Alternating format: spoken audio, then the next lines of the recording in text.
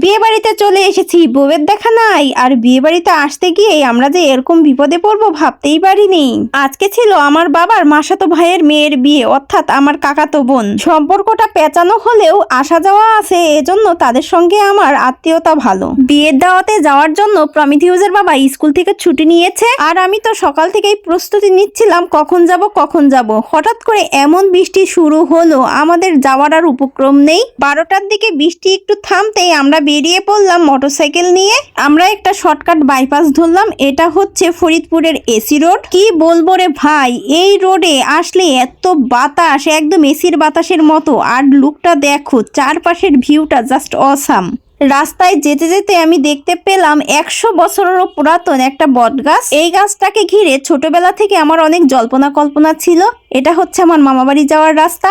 আমরা আজকে যাচ্ছি কিষ্টপুরে।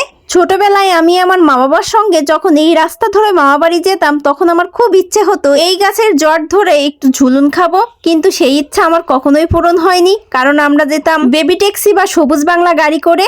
আর আজকে এই জটগুলো ছুঁয়ে দেখলাম। আমার বর সবসময় আমার ইচ্ছাকে প্রাধান্য দেয়, তাই আমি একবার বলাতেই আমাকে এই গাছের কাছে নিয়ে আসলো। এই গাছটা কিন্তু অনেক জায়গা জুড়ে। আমার দাদুর কাছে গল্প শুনেছি, দাদু নাকি ছোটবেলা থেকে এরকম দেখতেছে। আমার দাদু এখন আর নেই। এরপরে আমরা আবারও রওনা হলাম। যেতে যেতে একটা পেট্রোল পাম্প চোখে পড়লো। আমাদের গাড়িতে পর্যাপ্ত তেল ছিল, তারপরেও পেট্রোল পাম্প দেখে আরো কিছুটা তেল স্টক করে নিল। এখন তো পেট্রোলের দাম অনেক বেড়েছে। আগে 500 টাকায় যেই পরিমাণের পাওয়া যেত, এখন তার থেকে অনেক কম পাওয়া যায়। আমার ছেলে তো খুবই ব্যস্ত হয়ে উঠলো কিভাবে ট্যাঙ্কিতে তেল ভরে সেটা দেখার জন্য। আমরা 500 টাকায় মোট তেল পেয়েছিলাম 3.43 লিটার। পাম্প থেকে তেল ভরার পরে আমরা সরাসরি চলে আসলাম বিয়ে বাড়ির গেটের সামনে। আর ওই যে দূরে দেখা যাচ্ছে আমার মা আমাদের দেখে রিসিভ করতে আসলো। আমার ছেলের হাতে ছিল বিয়েতে দেওয়ার জন্য গিফট। দিদাকে কাছে পেয়ে প্রমিথিউস তো খুবই খুশি। দীর্ঘ 4 মাস পরে আমার সঙ্গে আমার মার আর প্রমিথিউসের দেখা হলো। প্রমিথিউস ও দিদাকে প্যান্ডেল দেখতে বলতেছে। দেখো, প্যান্ডেলের কাপড়ের উপরে কলকে ফুল পড়েছে। আমরা তো আমার কাকা বাড়ি চলে এসেছি, আর এটা হচ্ছে আমার কাকাতো বোন, ও বৃদ্ধিতে বসেছে।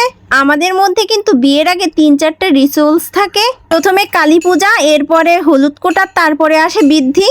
কালী পূজা বিয়ের 2-1 দিন আগেও করা যায়, আর বৃদ্ধি যেদিন হয় সেদিনই বিয়ে হয়। এই দেখো, হিন্দুদের বিয়েতে বৃদ্ধিতে কত কিছু লাগে।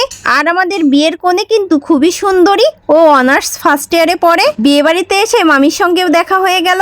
আমার মামা বাড়ি আর এই কাকা বাড়ি পাশাপাশি। আমার কাকা প্রায় 600 লোকের আয়োজন করেছে দুপুর বেলায়, আর রাত্রে তো বরযাত্রী আছেই। এইটা হচ্ছে খাবারের প্যান্ডেল। আমরা এখন চলে যাইতেছি ছাদে, যেখানে হলুদের ডেকোরেশন করা হয়েছে। এটা হচ্ছে একতলা বিল্ডিং এর ছাদ, এর জন্য আসতে বেশি সময় লাগলো না। আর এই দেখো, এইখানে কত সুন্দর একটা ডেকোরেশন করা হয়েছে বর কনে বসার জন্য।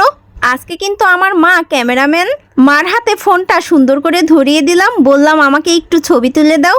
মা তো খুব সুন্দর করে ভিডিও করে দিল, ছবি তুলে দিল। এই প্রথম আমার মা ছবি তুলছে বা ভিডিও করছে। প্রথম অনুযায়ী কিন্তু আমার মা খুব স্মার্টলি ছবি তুলেছে আর ভিডিও করেছে।